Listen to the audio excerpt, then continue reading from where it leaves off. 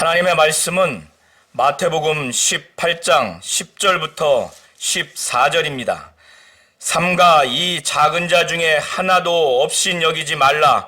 너희에게 말하노니 그들의 천사들이 하늘에서 하늘에 계신 내 아버지의 얼굴을 항상 배옵느니라. 너희 생각에는 어떠하냐? 만일 어떤 사람이 양 100마리가 있는데 그 중에 하나가 길을 잃었으면 그 99마리를 산에 두고 가서 길 잃은 양을 찾지 않겠느냐? 진실로 너희에게 이르노니 만일 찾으면 길을 잃지 아니한 99마리보다 이것을 더 기뻐하리라. 이와 같이 이 작은 자 중에 하나라도 잃는 것은 하늘에 계신 너희 아버지의 뜻이 아니니라. 아멘. 하나님은 믿는 사람들 중에서 가장 작은 자라 할지라도 한 사람도 그 믿음에서 떠나서 멸망당하는 것을 결단코 원하지 않으십니다. 하늘에 계신 하나님 아버지의 뜻은 예수 믿는 어떠한 자도 만일 이 믿음에서 떠나려고 하거나 떠난 자들은 반드시 하나님은 그 믿음에서 돌이켜서 영생하도록 하는 것이 바로 하나님 아버지의 뜻입니다. 오늘 본문 10절부터 14절이 그것을 말하고 있습니다. 그래서 제자들에게 예수 믿는 자들 중에서 이 소자 중에서 한 사람도 없인 여기지 말라는 겁니다. 산 위에서 베드로, 야고보, 요한이 예수의 그 본래 하나님이고 하나님의 아들로서 지니고 있는 그 영광스러운 그 위엄을 보았죠. 하나님 아버지가 그걸 보게 하셨어요. 그리고 엘리야와 모세도 봤습니다. 하나님 아버지의 직통 계시도 들었어요. 이는 내 사랑하는 아들이요 내 기뻐하는 자라. 너희는 저의 말을 들으라. 이 말씀을 듣고 산 위에서 내려왔어요. 베드로, 야고보, 요한은. 예수께서는 그 제자들과 이제 갈릴리로 들어갔어요. 갈릴리로 들어가서 제자들에게 이제 자기가 순환당하고 죽임당하고 다시 살아날 것이다 라고 하는 것을 가르쳐줬어요. 그래서 그 제자들에게 장차 내가 사람들에게 넘겨져서 죽임을 당하고 사흘 만에 살아날 거다. 그런데 이 제자들이 예수가 죽임을 당한다고 하니까 어떻게 했어요? 희망이 있겠습니까? 없겠습니까? 슬픔에 잠겼어요. 마가복음과 누가복음을 종합해서 보시면 예수께서는 갈릴리에서 자신을 나타내지 않으려고 그랬어요. 왜? 제자들에게 가르치고 자기가 죽임당하고 부활할 것이라고 하는 것을 말했기 때문에. 그런데 이 제자들이 이 말씀을 알지를 못해요. 깨닫지 못해요. 부활할 것이라고 하는 이것은 귀에 들려오지도 않아요. 죽임당할 것이라고 하는 것은 이제 들려왔어요. 그러니까 아주 근심이 있어요. 슬펐어. 이들은 오늘날 우리 성도님들과 같이 예수가 하나님이고 하나님의 아들이다, 그리스도다, 천국과 지옥이 있다, 성령 받고 은사도 체험한 이런 믿음의 상태가 아닌 거예요. 이들은 다윗 시대에 다윗이라고 하는 왕이 이스라엘을 정말 막강한 나라로 만들었어요. 그것처럼 다윗의 자손 메시아인 예수가 로마에 지금 지배받는 이스라엘 민족, 식민 통치받는 이 이스라엘 민족을 다시 회복시켜서 그 식민 통치에서 해방시키고 이 이스라엘 민족을 아주 막강한 나라로 이끌 정치적이고 군사적인 메시아로 그렇게 생각을 한 거예요. 그래서 예수가 당장이라도 지금 예루살렘에 진격해서 이 이스라엘 민족을 이 로마 이 제국 하에서 해방시킨. 그래서 자기들이 그때가 되면은 주의 나라에 야고보, 요한은 좌편에 우편에 그의 어머니를 통해서 한 자리 얻으려고 그 생각뿐이었어요. 그래서 이 이후에 보면은 길에서 자기들끼리 싸워요. 다툽니다. 네가 크냐 내가 크냐. 그러니까 이들이 갑자기 정치적이고 군사적인 메시아인 그리스도가 입자가 장차 사람들에게 넘겨져서 유다에 팔려서 배반당해서 넘겨져서 유대 사회에서는 유대 종교법에 의하면은 예수를 죽일 사형 집행할 법이 없어요. 근거가 없으니까 로마 제국에 넘겨버리는 거예요. 그래서 예수는 이걸 염두에 두고 사람들에게 넘겨져서 자기가 죽임을 당할 것이다. 이런 정치적이고 군사적인 메시아, 이런 지도자로 알고 지금까지 쫓아왔는데 장차 죽임을 당한다고 하니 절망이겠습니까? 희망이겠습니까?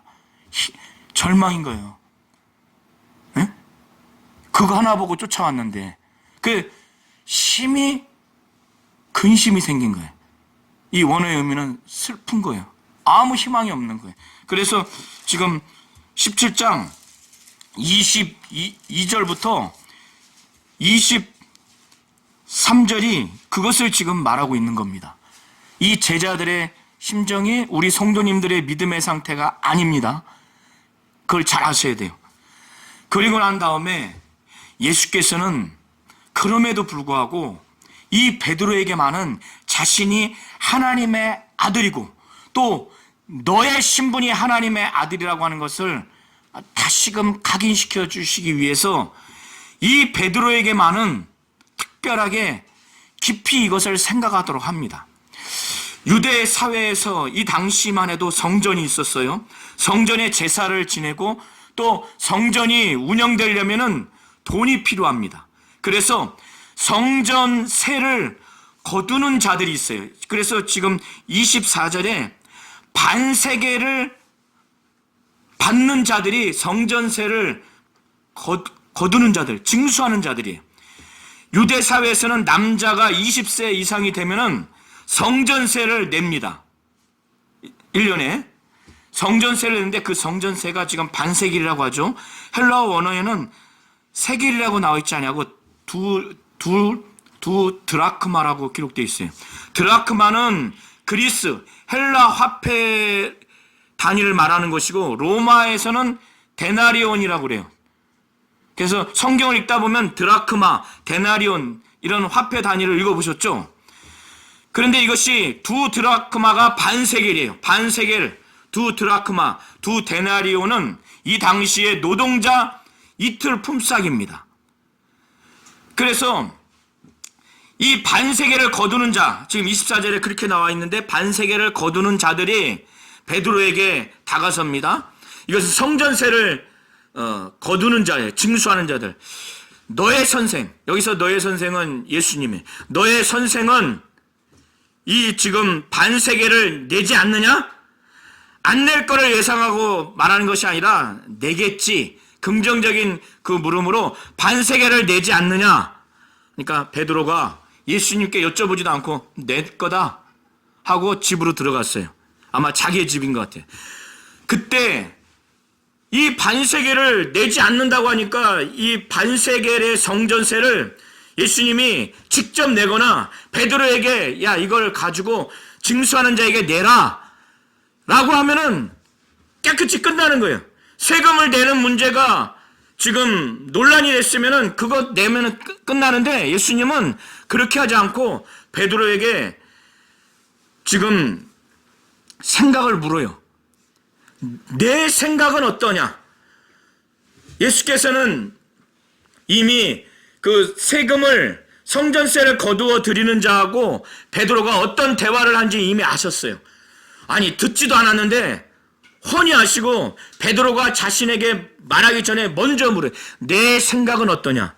예수는 왜 베드로의 생각을 자꾸 생각하도록 했을까? 왜 이 질문을 했을까? 의도가 있는 거예요. 그냥 이 세계를 반세계를 자 내가 줄 테니까 가서 내라. 그리고 내가 있느냐? 그러면 나와 너를 위해서 내라. 이렇게 하면 괜찮은데 예수는 베드로의 생각을 물어요. 내 생각은 어떠냐 하면서 그 생각, 뭘 생각하도록 하느냐 하면은 자 25절부터 우리 27절을 한번 눈으로 한번 읽어보시기 바랍니다. 뭘 생각하도록 하냐면, 자, 이 당시에 세상 임금들이 국세나 관세를 걷어들일 때 자기의 아들들한테는 걷어들이느냐 아니면 타인에게 걷어들이느냐. 이 당시에 왕들은요, 세금을, 관세나 국세를 걷어들일 때, 여기서 국세는 오늘날 주민세라고 생각하시면 돼요. 인구 조사를 해서 인구세, 사람마다 세금을 걷어들이는 거예요. 관세는 이제 통행세나 물품에 부과하는 세금, 이게 이제 관세예요. 이 당시의 임금들은 자기 아들들에게 당연히 세금을 걷어들이지 않아요. 타인에게 걷어들입니다. 왜 이것을 예수께서는 베드로에게 생각하도록 했느냐? 나와 내가 하나님의 아들이라고 하는 것을 베드로에게 가르쳐 주시기 위해서, 산 위에서 그 영광스러운 것을 보여주시고, 하나님 아버지가 이는 내 사랑하는 아들이요 내 기뻐하는 자니 너희는 저의 말을 들으라 했을 때도 하나님의 아들이라는 것을 직통계시를 하나님 아버지가 하게 하셨어요. 근데 거기에 더 나아가서 예수는 그로 하여금 깊이 생각하도록, 그래서 베드로가 생각을 해보니 당연히 이 세상 임금들이 자기 아들들에게는 세금을 걷지 않죠. 타인에게입니다. 그러면 자기 아들들은 세금을 면한다, 면제된다. 이것은 이 당시의 임금들의 아들이 세금을 면제된다고 하는 것 의미도 포함되지만, 나와 내가 하나님의 아들이기 때문에 이 성전세는 면하게 되는 거다. 당연히 내지 않는 것이다. 성전세를 걷어들이는 저들은 나와 내가 하나님의 아들이라는 걸 모르니까 마음에 걸림이 있을 거 아니야. 만약에 세금을 안 내면은 예수님이 율법을 부정하나, 그리고 성전을 부정하나, 성전의 제사 제도를 부정하나, 그러면 복음이 들어가지가 않잖아요. 그게 실족하게 된단 말이에요. 그래서 베드로가, 그러나 저들이 실족하지 않게 하기 위해서 네가 지금 바다에 가라. 가버나움은 바다와 가까운 지역이에요. 바다에 가서 낚시를 던지면은 첫 번째 올라오는 고기의 입을 쫙 열어버려라. 그러면 거기에 한 세겔, 반 세겔도 아닌 한 세겔, 한 세겔은 살치 노동자의 품삯이에요. 거기서 그걸 빼가지고 가서 나와 너를 위해서 주라. 이렇게 예수께서 말씀을 하시는 겁니다. 그런 다음에 이제 18장 1절부터 이제 잘 들으시기 바랍니다. 그때 저와 우리 성도님들이 지금 예수님을 만나면은 장차 우리 성도들한테 아무개야 사람들에게 넘겨져서 죽임을 당하고 3일 만에 부활할 것이다, 이런 얘기를 들으면 저와 우리 성도님들은 어떤 마음이 들겠어요? 그 고통, 죽임을 당할 것이라는 그 고통, 십자가에 막 온몸에 피가 다 쏟아지고 옆구리에 창이, 이 옆구리부터 해가지고 심장에 관통했어요. 그래서 물과 피를 다 쏟았어요. 그리고 원래는 아무것도 걸치지 않은 상태에서 죽으신 거예요. 성경에는 뭔가, 우리는 연극이나 영화 할 때 뭔가 걸친 것 같지만 아무것도 안 걸쳤다니까요. 온갖 치욕, 머리에 그냥 푹 가시 열리고, 그냥 이게 멋있는 게 아니에요. 그냥 칵 찍혀서 피가 줄줄줄 흘러나오는 거예요. 그 죽음을 알 때 우리는 굉장히 고통을 공감하죠. 다시 부활하실 것이라는 우리는 믿기 때문에, 그 영광을 알기 때문에 그 영적 의미를 알아요. 그러나 제자들은 깨닫지 못했어요.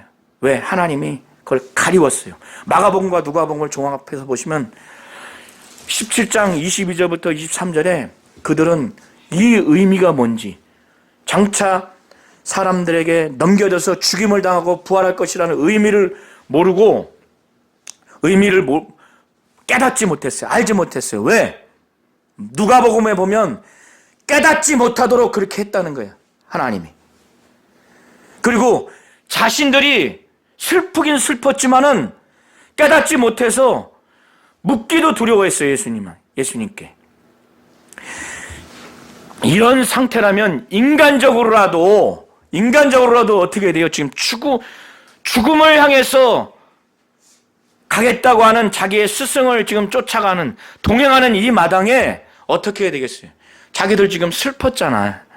근심이 강했잖아. 그러면 묵묵하게, 차량하게, 아주 진중하게 이렇게 가야 되는데, 제자들이 어떻게 했는지 아십니까? 어떻게 했는지 아십니까? 이들이 진정한 믿음이 없다는 것이 그대로 나타나요. 예수에 대한 신분이 제대로 알지 못하면, 예수의 그 사역, 그의 말씀 사역, 그의 치유 사역을 예수의 입장에서, 하나님의 입장에서 예수가 어떠한 분이라는 것, 그가 하나님이고 하나님의 아들이라는 믿음이 없으면, 또 그의 말씀이 무슨 의미인지 깨닫지 못하면, 그가 귀신 쫓고 병을 고치는 그의 치유 사역을 그들이 보고 들은 것이 보지 않았겠어요? 듣지 않았겠어요? 근데 의미를 깨닫지 못하면, 우리 부모님을 눈으로 보았지만 우리 부모님이라고 하는 의미와 그 깨달음이 없으면 그냥 하나의 어른밖에 안 보이는 거예요. 그러면 눈물도 안 나. 사랑하는 마음도 없어. 그러듯이 예수를 바라보았지만, 예수의 말씀을 들었지만, 예수가 귀신 쫓고 병 고치는 것을 보았지만, 그것이 믿음으로 의미가 깨달아지지 않으면, 알지 못하면 이 제자들과 똑같이 되는 겁니다. 그래서 우리 성도님들은 예수의 그 신분, 예수가 하나님이고 하나님의 아들, 메시아요 그리스도라고 하는 것을 확실히 믿고, 그리고 그가 말씀하신 그 내용들, 그가 귀신 쫓고 병 고치는 그 치유 사역들을 많이 보고 많이 듣고 많이 읽어도 그것이 믿음으로 깨달아지고 알려지지 않으면 오늘 이 제자들과 별반 다르지 못합니다. 지금 어떻게 되는지 아십니까? 마가복음과 누가복음과 마태복음을 종합해서 보시면 길에서 자기들끼리 아주 쟁론이 나옵니다. 변론이 나와요. 아주 다퉜어요. 어떤 다툼이냐? 베드로, 야고보, 요한은 산 위에 어마어마한 것을 보고 듣고 내려왔죠. 밑에 있는 9 제자들은 귀신을 못 쫓았죠. 그러니까 예루살렘을 향해서 가는 지금 도중에 베드로, 야고보, 요한 12제자가 내가 제일 크다. 에? 예수님이 베드로, 야고보, 요한에게는 산 위에서 본 것을 9 제자를 포함해서 아무에게도 말하지 말라고 했으니까 말은 못하는데 속으로 그랬겠죠. 야, 내가 이제 마시라고 했으니까 말은 안 하는데 9 제자를 향해서 귀신도 못 쫓고 말이지. 우리는 직통계시도 보고 거기서 어마어마한 걸 봤는데 당연히 베드로는 내가 제일 크다고 하지 않겠어요? 야고보, 요한 전부 다. 그래서 자기끼리 막 쟁론한 거예요. 이게 지금 가당합니까? 예수님이 지금 죽으러 가겠다고 지금 이렇게 한 마당에 자기들끼리 싸운 거예요.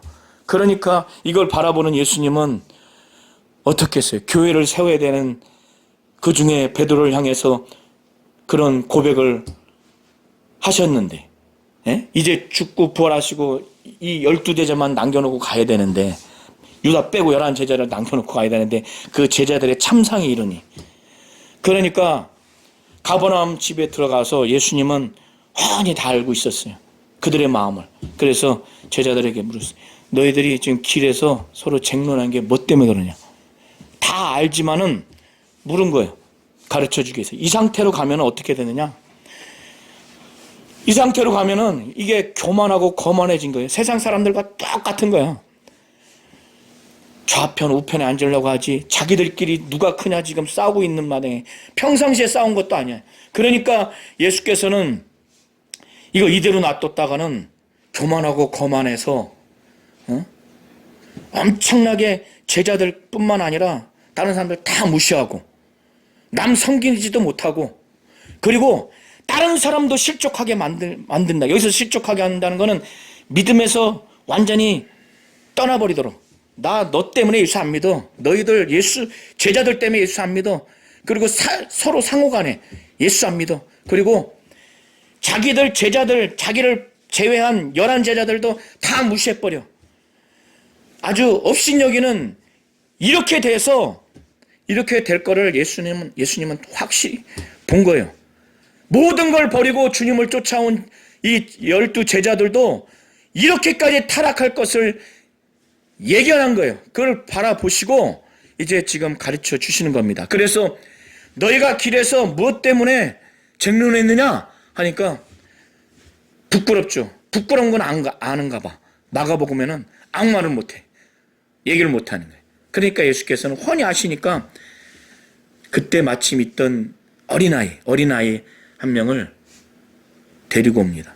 불러서 옆에 세워. 그리고 안아.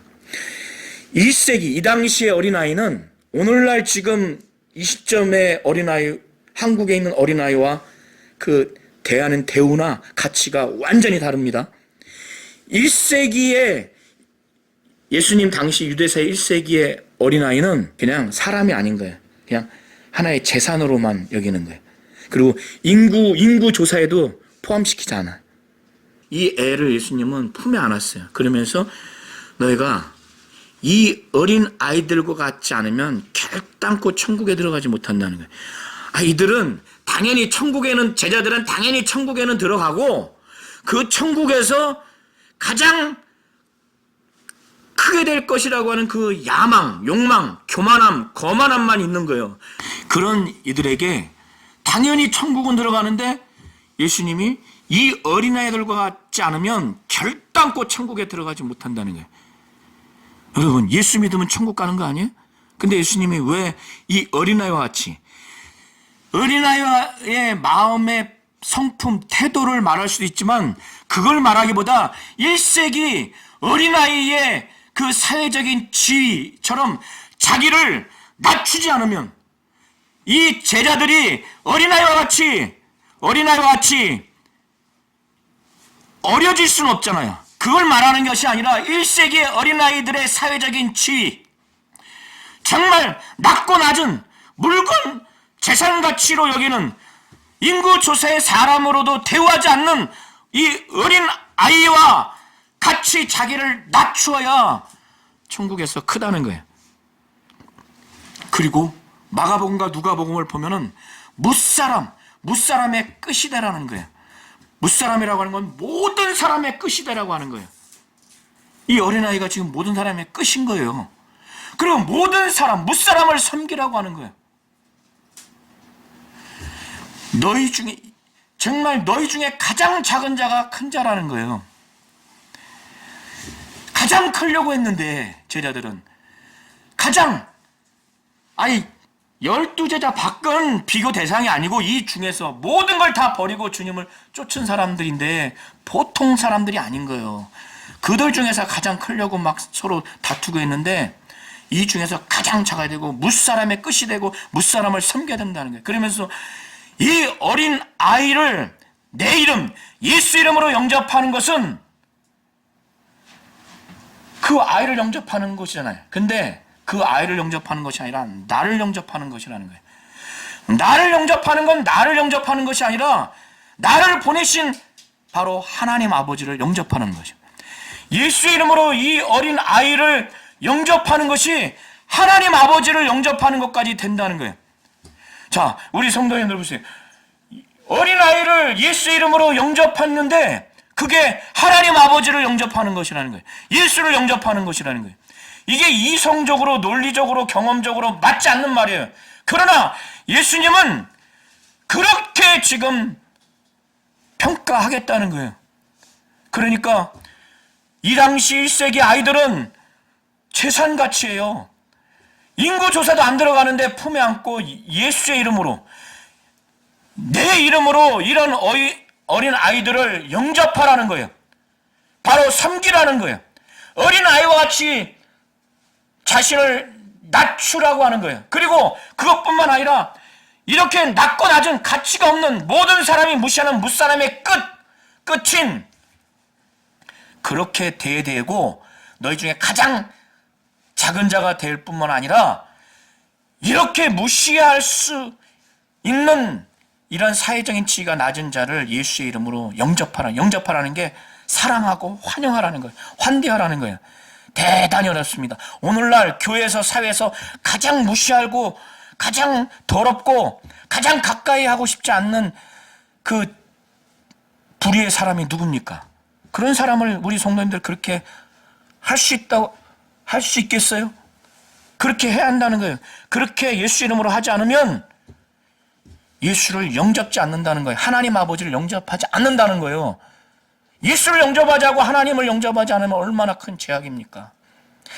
이 어린아이 같이 자기를 어린아이 같이 내가 되지 않으면 천국에 들어갈 수 결단코 천국에 들어갈 수 없다고 하는 것은, 그런 상태가 유지가 되면 이 제자들은 결국에는 주의 말씀이 믿어지지 않고 주의 행하심이 믿어지지 않고 예수를 믿지 않는 데까지 타락할 수 있기 때문에 예수께서 이렇게 말씀하시지 않는가 생각이 들어요.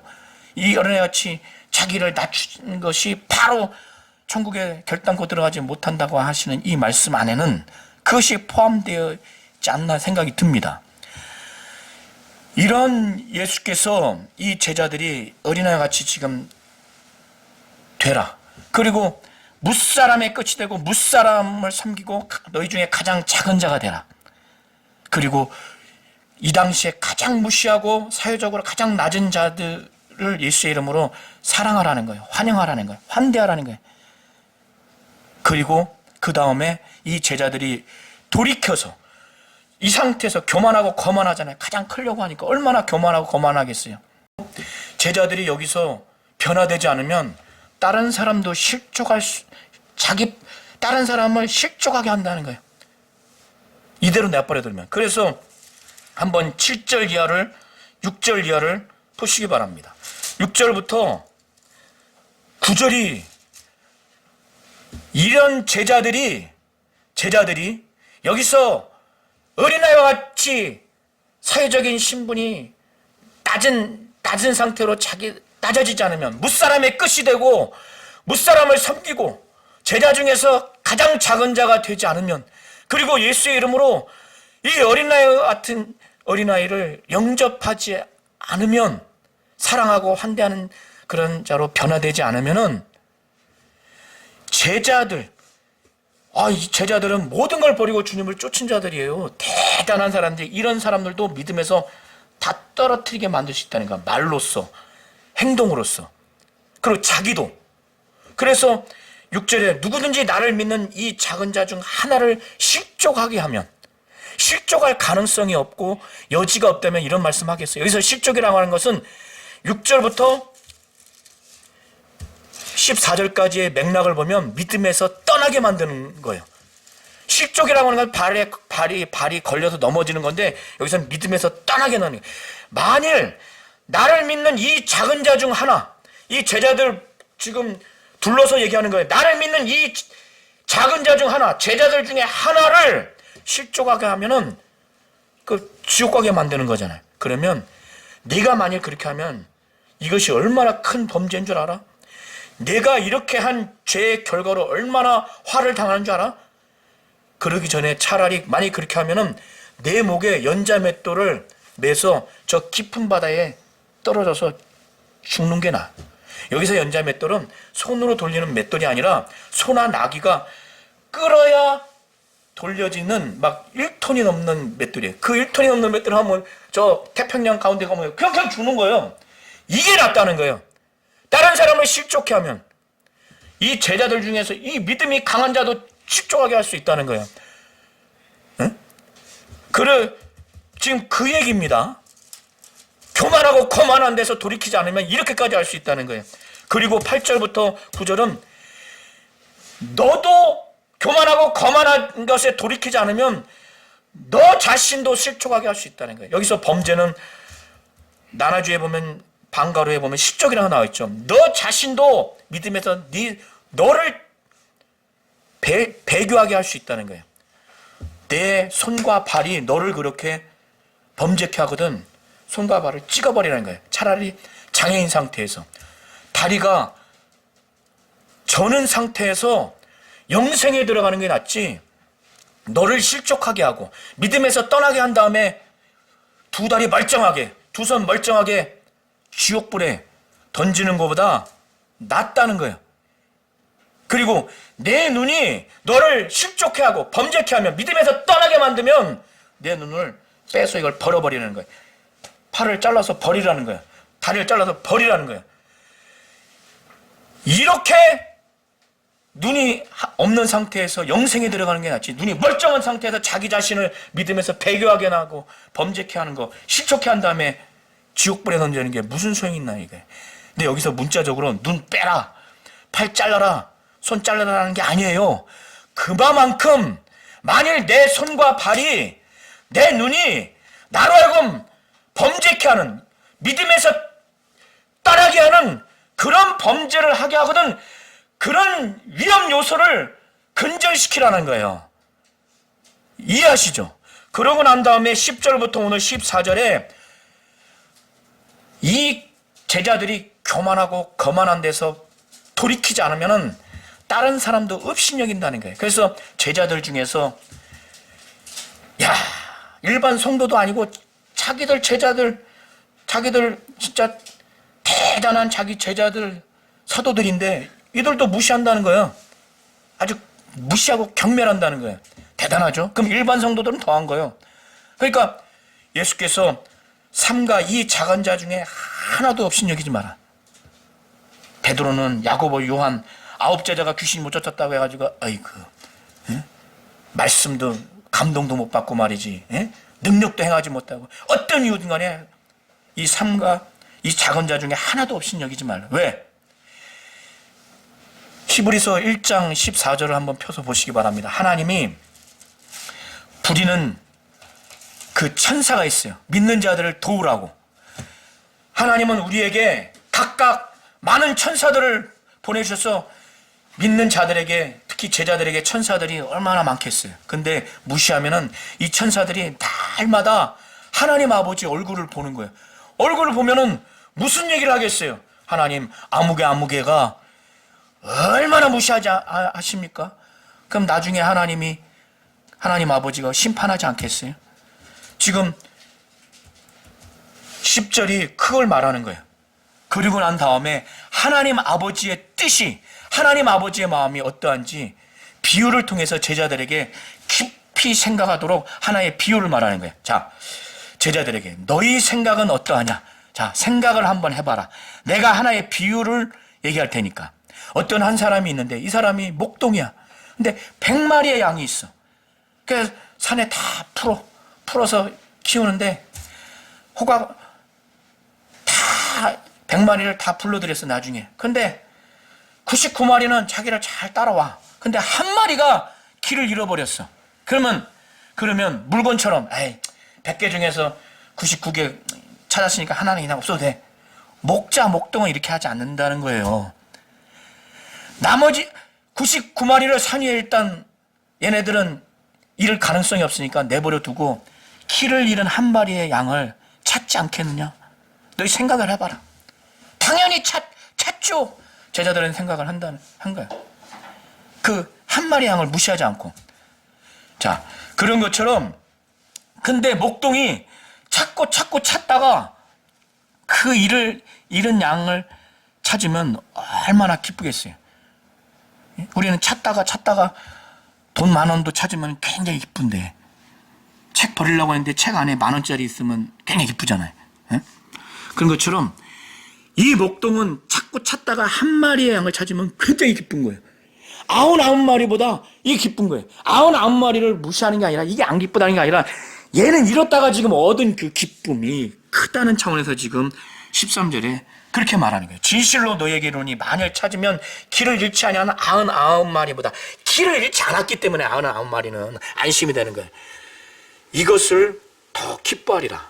자, 한번 14절을 크게 합독하시면서 왜 예수님이 이 비유를 말씀하셨는지, 하나님 아버지의 마음, 뜻을 가르쳐 주려고 이 말씀을 한 겁니다. 자, 한번 14절을 다 함께 합독하시겠습니다. 시작. 이와 같이 이 작은 자 중에 하나라도 잃는 것은 하늘에 계신 너희 아버지의 뜻이 아니니라. 예, 이 비유를 말씀하시면서 너희들 한번 생각해봐라. 깊이 생각해봐라. 뭘 지금 가르쳐 주려고. 서로 실족하게 할 수 있는 가능성이 높고, 자기뿐만 아니라 믿음에서 다른 사람들, 제자들을 그렇게 배반시키게 만들 수 있다는 게 말로써, 행동으로서 얼마나 교만하면 이렇게까지 자기도 자기의 손과 발, 자기의 눈으로 범죄에서 자기도 믿음에서 떠나는 실족해 하는 그런 범죄를 저지를 수 있는 교만함이 가득하다는 거예요. 그리고 남도 막 무시해. 일반 성도들은 뭐 더 무시하겠죠. 자기 제자들, 자기를 제외한 11제자를 엄청나게 무시할 수 있는 가능성이 있기 때문에 이런 비유까지 하시면서 하나님 아버지의 뜻은 이와 같이 이 작은 자 중에 하나라도 잃어버리지 않는, 믿음에서 떠나게 하지 않는, 그것이 하늘에 계신 너의 아버지의 뜻이라는 거예요. 자, 하나님은 믿는 자 중에서 가장 무시할 수 있다고 여겨지는, 하찮게 여길 수 있는 어떠한 사람도 믿음에서 떠나는, 잃어버리는, 멸망당하는 것을 하나님은 원치 않는 겁니다. 이것이 바로 하나님 아버지의 뜻이에요. 이 제자들이 이 상태에서 예수님이 이렇게 긴 말씀을 하지 않으면, 너희들이 이 어린아이와 같이 자기를 정말 낮은 이 어린아이와 같이 되지 않으면 결단코 천국에 들어갈 수 없다. 이 충격적인 말을 가르쳐주지 않으면, 너희들이 돌이켜서 이 어린아이와 같지 않으면 천국에 들어갈 수 없다. 그리고 그러므로 자기를 이 어린아이와 같이 낮추는 자가 천국에서 크다. 무사람의 끝이 되고 무사람을 섬겨야 된다. 너희 중에서 가장 작은 자가 큰 자다. 어린아이를 품에 안으면서 내 이름으로 이 어린아이를 영접하는 게 나를 영접하는 거고, 나를 영접하는 것이 하나님 아버지를 영접하는 것이다. 이걸 가르쳐 주지 않으면, 그리고 너희들이 돌이키지 않으면 너희들 중에 11제자도 너희가 믿음에서 떠나게 할 수 있다. 너희들의 교만한 그 마음과 생각이 말과 행동으로 나타나서, 그리고 이 11제자 중에서 한 사람 다 전부 다 무시할 수 있다는 거예요. 그러니 이게 이런 상태가 되면, 예수님 이 상태로 가르쳐주지 않고 돌이키게 하지 않으면 이들이 무슨 사역을 할 수 있겠어요? 이들의 믿음도 유지 못하는 거예요. 아주 심각하게 보는 겁니다. 그래서 하나님은, 하나님 아버지의 뜻은 믿는 자 중에서 가장 무시할 수 있는, 돈도 없고 백도 없고 외모도 형편없다고 생각하고 세상 기준으로 가문도 뼈대가 없고 가장 가까이 하고 싶지 않는 사람 한 사람도 멸망당하지 않는 것이 바로 하나님 아버지의 뜻이라는 거예요. 이해하시죠? 하나님 아버지의 뜻을 잘 아셔서 저와 우리 모든 성도님들, 우리 온 교회가, 또 성도님들의 가정이 정말 1세기 어린아이와 같이 자신을 낮추시기 바랍니다. 무사람의 끝이 되고 무사람을 섬기고 정말 그 그룹 중에서 가장 작은 자가 되시고, 예수의 이름으로 가장 무시하고 가장 낮은 자라고 여기는 자를 영접하는, 사랑하고 환대하는 그런 자가 되라는 거예요. 그것이 바로 예수를 영접하고 더 나아가서 하나님 아버지를 영접하라는 한다는 거예요. 그렇게 되지 않으면 자기와 다른 사람도 믿음에서 떠나게 할 수 있는 교만하고 거만한 심령 가운데 말과 행동으로 믿음에서 배교하게 하고 타락하게 할 수 있는 게 바로 교만한 자들이에요. 남을 무시할 수 있는 게, 이것은 하나님의 뜻이 아니라는 거예요.